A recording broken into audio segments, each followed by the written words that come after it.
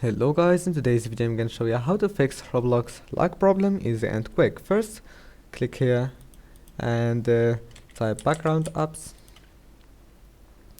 Turn off this option, go back, go to view advanced system settings,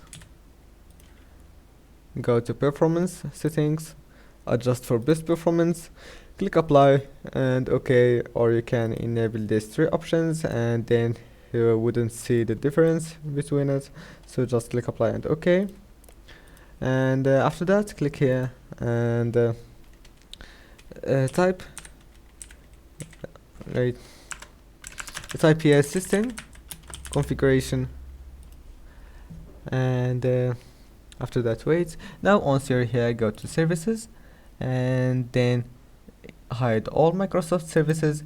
Now you have to turn off the services that you don't need, that you know what they do, and like this one, or VCC for Valorant, Vanguard, and things like that.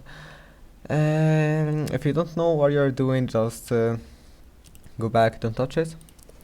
And after that, go to Task Manager and then click on memory to see application that is using your memory, like Google Chrome. As you see here, right click and end it if you don't need it while playing, and do the same with all the applications to make sure that Roblox got enough memory.